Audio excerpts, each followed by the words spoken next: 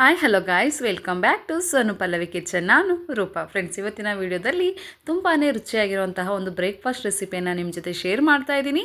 ನೀವೇನಾದ್ರು first time ನನ್ನ ಚಾನಲ್ಗೆ ವಿಸಿಟ್ ಮಾಡಿದರೆ ಪ್ಲೀಸ್ ನನ್ನ ಚಾನಲ್ನ ಸಬ್ಸ್ಕ್ರೈಬ್ ಮಾಡ್ಕೊಳ್ಳಿ, ಹಾಗೆ ಲೈಕ್ ಮಾಡಿ, ಶೇರ್ ಮಾಡಿ. ನೀವು ಮನೆಯಲ್ಲಿ ತುಂಬ ಸಲ ಉಪ್ಪಿಟ್ಟನ್ನು ರೆಡಿ ಮಾಡಿರ್ತೀರ, ಆದರೆ ಈ ರೀತಿ ಒಂದು ಸಲ ಟ್ರೈ ಮಾಡಿ ಫ್ರೆಂಡ್ಸ್, ಖಂಡಿತ ನಿಮಗೆ ಇಷ್ಟ ಆಗುತ್ತೆ. ಯಾರೆಲ್ಲ ನನಗೆ ಉಪ್ಪಿಟ್ಟು ಇಷ್ಟ ಇಲ್ಲ ಅಂತಾರೋ ಅವರೆಲ್ಲ ಈ ಉಪ್ಪಿಟ್ಟನ್ನು ತುಂಬಾ ಇಷ್ಟಪಟ್ಬಿಟ್ಟು ತಿಂತಾರೆ. ಖಂಡಿತ ಈ ವಿಧಾನದಲ್ಲಿ ಒಂದು ಸಲ ಟ್ರೈ ಮಾಡಿ. ಮೊದಲಿಗೆ ನಾನಿಲ್ಲಿ ಒಂದು ಕಡಾಯಿಯನ್ನು ತೊಗೊಂಡಿದ್ದೀನಿ. ಕಡಾಯಿ ಬಿಸಿಯಾದ ನಂತರ ಒಂದು ಬೌಲ್ನಷ್ಟು ಸಣ್ಣ ರವೆಯನ್ನು ತೊಗೊಂಡಿದ್ದೀನಿ. ಮೀಡಿಯಮ್ ಫ್ಲೇಮಲ್ಲಿ ಇಟ್ಕೊಂಡು ಸ್ವಲ್ಪ ಕಲರ್ ಚೇಂಜ್ ಆಗೋವರೆಗೂ ಕೂಡ ಫ್ರೈ ಮಾಡ್ಕೋಬೇಕಾಗುತ್ತೆ. ಯಾವಾಗಲೂ ಒಂದೇ ರೀತಿಯಾಗಿ ಉಪ್ಪಿಟ್ಟು ತಿಂದು ಬೇಜಾರಾಗಿದ್ದರೆ ಖಂಡಿತ ಈ ವಿಧಾನದಲ್ಲಿ ಒಂದು ಸಲ ಟ್ರೈ ಮಾಡಿ ಫ್ರೆಂಡ್ಸ್, ಖಂಡಿತ ನಿಮಗೆ ಇಷ್ಟ ಆಗುತ್ತೆ. ಹಾಗೆ ಡಿಫ್ರೆಂಟ್ ಟೇಸ್ಟ್ ಕೂಡ ಇರುತ್ತೆ. ನೋಡ್ಬೋದು ಕಲರೆಲ್ಲ ಚೇಂಜ್ ಆಗಿದೆ. ಈಗ ಇದನ್ನು ನಾನಿಲ್ಲಿ ಒಂದು ಪ್ಲೇಟಿಗೆ ಎತ್ತಿಟ್ಕೊತಾ ಇದ್ದೀನಿ. ನಂತರ ಅದೇ ಕಡಾಯಿಗೆ ಒಂದು 5 ಟೇಬಲ್ ಸ್ಪೂನಷ್ಟು ಎಣ್ಣೆಯನ್ನು ಸೇರಿಸ್ಕೊಂಡಿದ್ದೀನಿ. ಸ್ವಲ್ಪ ಉಪ್ಪಿಟ್ಟಿಗೆ ಎಣ್ಣೆ ಜಾಸ್ತಿಯಾಗೇ ತೊಗೋಬೇಕಾಗುತ್ತೆ. ನಂತರ ಸ್ವಲ್ಪ ಕಡಲೆ ಬೀಜವನ್ನು ಸೇರಿಸ್ಕೊಂಡು ಮೀಡಿಯಮ್ ಫ್ಲೇಮಲ್ಲಿ ಇಟ್ಕೊಂಡು ಫ್ರೈ ಮಾಡ್ಕೊತಾ ಇದ್ದೀನಿ. ಕಡಲೆ ಬೀಜವನ್ನು ಉಪ್ಪಿಟ್ಟಿಗೆ ಸೇರಿಸ್ಕೊಳ್ಳೋದ್ರಿಂದ ತಿನ್ನಲಿಕ್ಕೆ ತುಂಬಾ ಚೆನ್ನಾಗಿರುತ್ತೆ. ನಂತರ ಇದಕ್ಕೆ ಸ್ವಲ್ಪ ಸಾಸಿವೆಯನ್ನು ಕೂಡ ಸೇರಿಸ್ಕೊತಾ ಇದ್ದೀನಿ. ಸಾಸಿವೆ ಎಲ್ಲ ಚಿಟಪಟ ಅಂತ ಸಿಡಿಬೇಕು. ನಂತರ ಇದಕ್ಕೆ ನಾನು ಸ್ವಲ್ಪ ಜೀರಿಗೆಯನ್ನು ಸೇರಿಸ್ಕೊತಾ ಇದ್ದೀನಿ. ಸುಮಾರು ಒಂದು 1/4 ಟೇಬಲ್ ಸ್ಪೂನಷ್ಟು ಜೀರಿಗೆಯನ್ನು ಸೇರಿಸ್ಕೊಂಡಿದ್ದೀನಿ. ಹಾಗೆ 1 ಸ್ಪೂನಷ್ಟು ಕಡಲೆಬೇಳೆ, ಹಾಗೆ 1 ಸ್ಪೂನಷ್ಟು ಉದ್ದಿನಬೇಳೆಯನ್ನು ಸೇರಿಸ್ಕೊತಾ ಇದ್ದೀನಿ.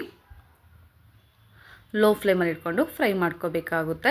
ನಂತರ ಇದಕ್ಕೆ 1-2 ಮೀಡಿಯಮ್ ಸೈಜ್ ಈರುಳ್ಳಿನ ಈ ರೀತಿ ಚಿಕ್ಕದಾಗಿ ಕಟ್ ಮಾಡಿ ಸೇರಿಸ್ಕೊತಾ ಇದ್ದೀನಿ.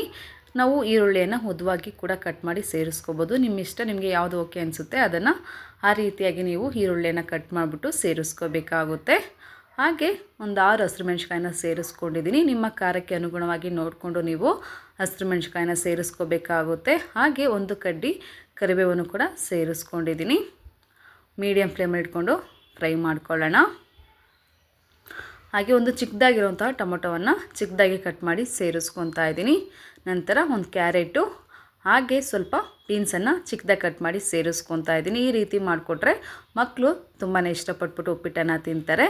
ಹಾಗಾಗಿ ಈ ರೀತಿ ತರಕಾರಿಯನ್ನು ಸೇರಿಸ್ಬಿಟ್ಟು ನಾವು ಉಪ್ಪಿಟ್ಟನ್ನು ರೆಡಿ ಮಾಡಬೇಕಾಗುತ್ತೆ. ಹಾಗೆ ನಾನು ಮೊಟ್ಟೆ ಕಬಾಬನ್ನು ಹೇಗೆ ಮಾಡೋದು ಅಂತ ವಿಡಿಯೋ ಅಪ್ಲೋಡ್ ಮಾಡಿದ್ದೆ ಫ್ರೆಂಡ್ಸ್. ಎಲ್ಲರೂ ಕೂಡ ತುಂಬಾ ಇಷ್ಟಪಟ್ಟಿದ್ದಾರೆ. ನೀವಿನ್ನೂ ನೋಡಿಲ್ಲ ಅಂದರೆ ಡಿಸ್ಕ್ರಿಪ್ಷನ್ ಬಾಕ್ಸಲ್ಲಿ ಲಿಂಕನ್ನು ಕೊಟ್ಟಿರ್ತೀನಿ, ಒಂದು ಸಲ ಚೆಕ್ ಮಾಡ್ಕೊಳ್ಳಿ. ಇಷ್ಟ ಆದರೆ ನನ್ನ ಚಾನಲ್ಗೆ ಸಬ್ಸ್ಕ್ರೈಬ್ ಆಗೋದನ್ನು ಮರಿಬೇಡಿ. ಒಂದು 5 ನಿಮಿಷ ಒಂದು ಲಿಡ್ ಕ್ಲೋಸ್ ಮಾಡಿಬಿಟ್ಟು ನಾನಿಲ್ಲಿ ತರಕಾರಿಯನ್ನು ಬೇಯಿಸ್ಕೊಂಡಿದ್ದೀನಿ. ನೋಡ್ಬೋದು ಯಾವ ರೀತಿಯಾಗಿ ತರಕಾರಿ ಎಲ್ಲ ಬೆಂದಿದೆ ಅಂತ. ಈಗ ಇದಕ್ಕೆ ನಾನು ನೀರನ್ನು ಸೇರಿಸ್ಕೊತಾ ಇದ್ದೀನಿ. 1 ಬೌಲ್ ರವೆಗೆ 3 ಬೌಲ್ನಷ್ಟು ನೀರನ್ನು ಸೇರಿಸ್ಕೊತಾ ಇದ್ದೀನಿ. ಉಪ್ಪಿಟ್ಟು ಸ್ವಲ್ಪ ತೆಳುವಾಗಿದ್ದರೆ ನಮ್ಮ ಮನೆಯಲ್ಲಿ ಇಷ್ಟಪಡ್ತಾರೆ, ಹಾಗಾಗಿ ನಾನು ಸ್ವಲ್ಪ ತೆಳುವಾಗೇ ಮಾಡ್ಕೊತಾ ಇದ್ದೀನಿ. ಹಾಗೆ ರುಚಿಗೆ ತಕ್ಕಷ್ಟು ಉಪ್ಪನ್ನು ಕೂಡ ಸೇರಿಸ್ಕೊಂಡಿದ್ದೀನಿ. ಈಗ ನೋಡಿ ನೀರು ಕುದಿಲಿಕ್ಕೆ ಸ್ಟಾರ್ಟ್ ಆಗಿದೆ. ಈ ಟೈಮಲ್ಲಿ ನಾವು ಲೋ ಫ್ಲೇಮಲ್ಲಿ ಇಟ್ಕೊಂಡು ರವೆಯನ್ನು ಸೇರಿಸ್ಕೋಬೇಕಾಗುತ್ತೆ. ಸ್ವಲ್ಪ ಗಂಟಾಗೋ ಚಾನ್ಸಸ್ ಇರುತ್ತೆ. ನೋಡಿಬಿಟ್ಟು ನಿಧಾನಕ್ಕೆ ನಾವು ಸೇರಿಸ್ಕೋಬೇಕಾಗುತ್ತೆ. ನೋಡಿ ಯಾವ ರೀತಿಯಾಗಿ ಉಪ್ಪಿಟ್ಟು ರೆಡಿಯಾಗಿದೆ ಅಂತ. ನಂತರ ಎಲ್ಲ ಚೆನ್ನಾಗಿ ಮಿಕ್ಸ್ ಆದ ನಂತರ ಒಂದು ಲಿಡ್ ಕ್ಲೋಸ್ ಮಾಡಿ ಲೋ ಫ್ಲೇಮಲ್ಲಿ ಇಟ್ಕೊಂಡು ಒಂದು 3 ನಿಮಿಷ ನಾವು ಒಂದು ಲಿಡ್ ಕ್ಲೋಸ್ ಮಾಡಿ ಬೇಯಿಸ್ಕೋಬೇಕಾಗುತ್ತೆ. ಆಗ ಪರ್ಫೆಕ್ಟಾಗಿ ಉಪ್ಪಿಟ್ಟು ರೆಡಿಯಾಗುತ್ತೆ. ನೋಡಿ ಫ್ರೆಂಡ್ಸ್, ಈಗ ಪರ್ಫೆಕ್ಟಾಗಿ ಉಪ್ಪಿಟ್ಟು ರೆಡಿಯಾಗಿದೆ. ಯಾವ ರೀತಿಯಾಗಿ ಉಪ್ಪಿಟ್ಟು ಮಾಡೋದು ಅಂತ ನೋಡಿದ್ರಲ್ಲ ಫ್ರೆಂಡ್ಸ್. ಇವತ್ತಿನ ವಿಡಿಯೋ ನಿಮಗೆ ಇಷ್ಟ ಆಗಿದೆ ಅಂತೇಳಿ ಭಾವಿಸ್ತೀನಿ. ಇಷ್ಟ ಆಗಿದರೆ ನನ್ನ ಚಾನಲ್ನ ಸಬ್ಸ್ಕ್ರೈಬ್ ಆಗೋದನ್ನು ಮರಿಬೇಡಿ. ಆದಷ್ಟು ಈ ವಿಡಿಯೋನ ನಿಮ್ಮ ಫ್ರೆಂಡ್ಸ್ ಜೊತೆ ಹಾಗೆ ಫ್ಯಾಮಿಲಿಯವ್ರ ಜೊತೆ ಶೇರ್ ಮಾಡಿ. ನೀವು ಕೂಡ ಮನೆಯಲ್ಲಿ ಟ್ರೈ ಮಾಡಿ ಟೇಸ್ಟ್ ಹೇಗಿತ್ತು ಅಂತೇಳಿ ಮರೆಯದಲ್ಲೇ ನನಗೆ ಕಮೆಂಟ್ ಸೆಕ್ಷನಲ್ಲಿ ತಿಳಿಸಿ. ಮತ್ತೆ ಒಂದು ಹೊಸ ವಿಡಿಯೋದಲ್ಲಿ ಸಿಗೋಣ. ಅಲ್ಲಿವರೆಗೂ ಎಲ್ರಿಗೂ ಧನ್ಯವಾದಗಳು.